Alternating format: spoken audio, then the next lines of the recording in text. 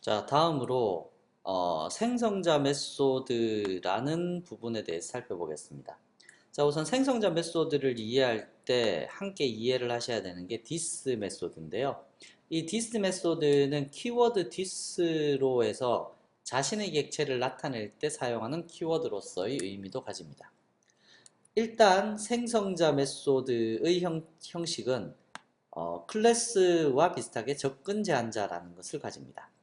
그래서 클래스 자체에도 접근 제한을 둘 수 있지만 객체를 생성할 수 있느냐 없느냐, 즉 생성자 메소드가 호출되어야지만 앞서서 보셨다시피 클래스의 객체를 생성시킬 수 있습니다. 인스턴스화할 수 있다는 얘기인데요.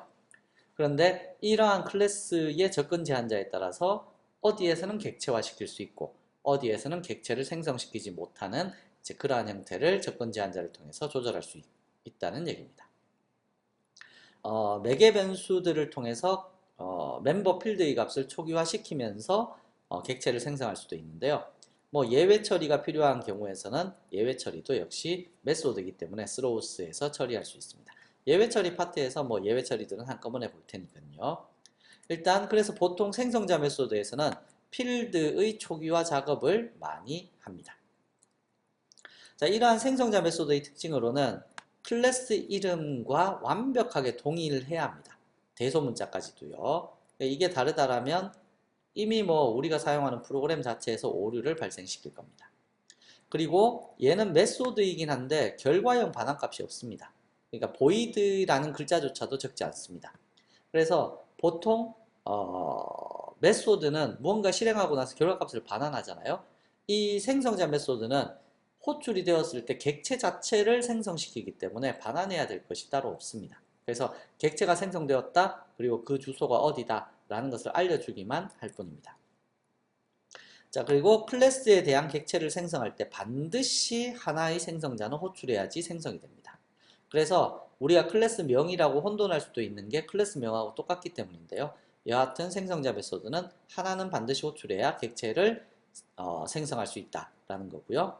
자, 이 영역에서 보통 필드의 값을 초기화해서 사용합니다. JVM은 클래스 내에 생성자가 하나도 없으면, 이거 앞서서 설명했었죠.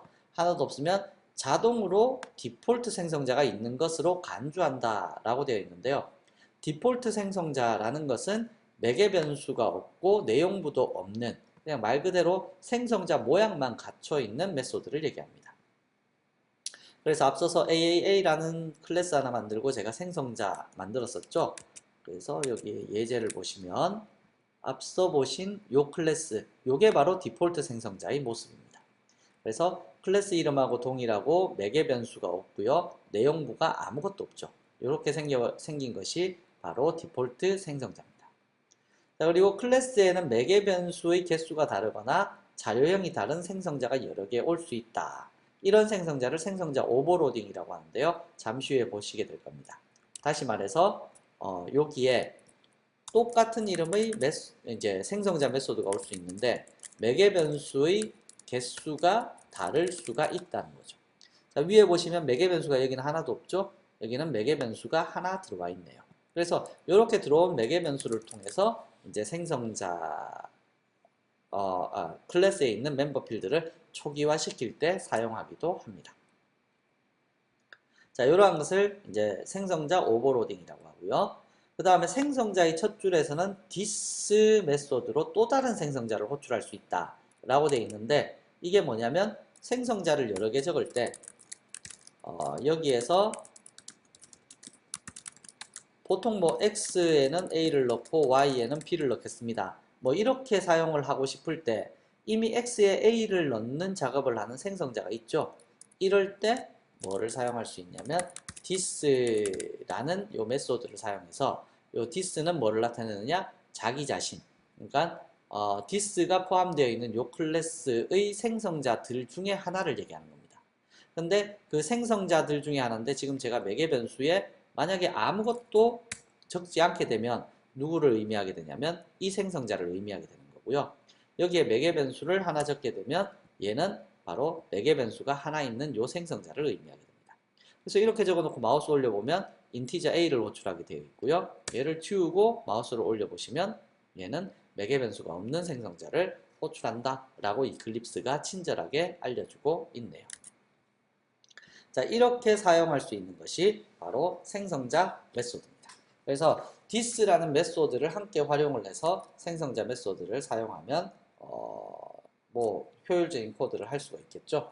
그래서 얘에 관련되어서 간단히 뭐 xy라는 점을 관리하는 클래스를 하나 만든다라면 다음과 같이 코드를 할 수 있을 것 같습니다.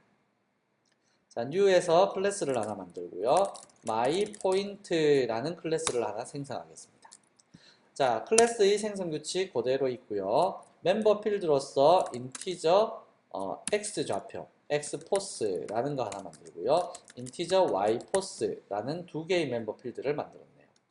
생성자는 기본적으로 퍼블릭 클래스 이름하고 똑같고요. 앞에 접근 제한을 줄 수가 있다고 했습니다. 그래서 매개 변수가 없는 것에서는 x 포스의 값은 0값으로 주고 y 포스의 값도 0값으로 줄 겁니다.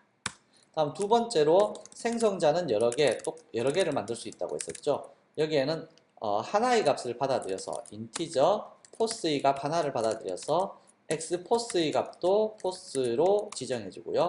y 포스의 값도 포스로 지정하는 이러한 생성자를 하나 만들 거고요.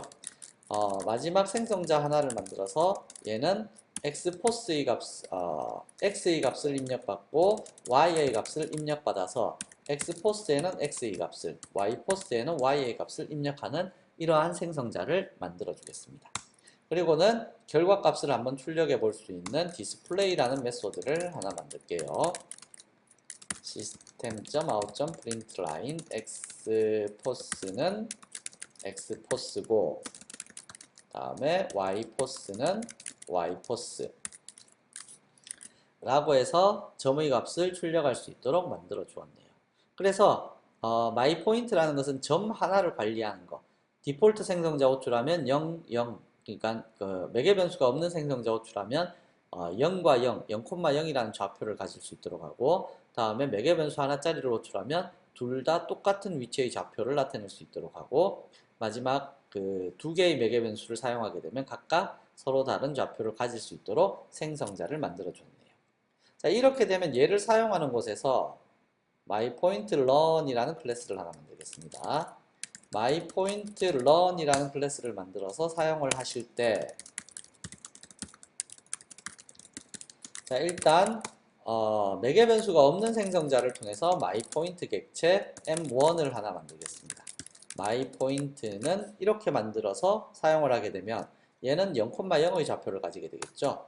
두 번째 myPoint m2는 myPoint인데 10이라는 값을 하나 던져주게 되면 x포스의 값도 10, y포스의 값도 10이라는 그러한 값을 가지는 객체가 될 거고요.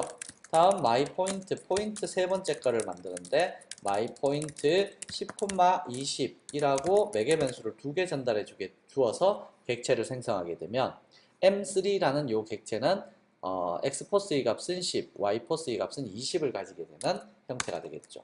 각각을 출력해 보시기 위해서 디스플레이 메소드를 다 호출하겠습니다. 자, 이렇게 해서 실행을 시켜 보시게 되면 각 포인트의 좌표는 다음과 같이 x포스 0,0, x포스 y포스 10,10, 그 다음에 각각이 10,20이라고 해서 각각의 값을 가지는 이러한 형태로 객체를 생성할 수가 있겠네요. 그래서 생성자 메소드라는 것을 어렵게 생각하실 필요는 없고요. 생성자 메소드는 배열에서는 그냥 공간만 0번째 공간, 1번째 공간 순차적으로 값을 채우기 때문에 배열에서는 그냥 new에서 생성만 시키면 되지만 이 클래스에서는 어떤 필드에 어떠한 값을 채울지를 모르기 때문에 우리가 그것을 다 조정해 줘야 되기 때문에 생성자 메소드를 여러 개 만들어 두고 걔를 관리해서 사용할 수 있다라는 것을 이제 표현할 수가 있겠네요. 자, 여기서도 마찬가지 어차피 x 첫 번째 입력된 값을 두 개 다 채우고 나서 y의 값만 변경시킨다라는 의미로 여기에서는 this라는 것을 사용해서 x의 값을 이렇게 전달하는 방식으로도 사용할 수 있고요. 아니면 처음에는 초기 값을 다 채워놓고 그 다음에 xy의 값을 변경시킨다는 의미로 그냥 this 이러한 식으로 호출을 해서 사용하는 것도 무방합니다. 그래서 this 메소드를 적절한 위치에서 적절히 사용을 하시면 여러분들이 원하는 결과를 얻으실 수가 있다는 거죠. 자, 해서 여기 생성자 메소드라는 부분은 우리가 앞으로 종종 보시게 될 영역이기 때문에 잘 기억해 두시기 바랍니다. 다음으로 넘어가죠.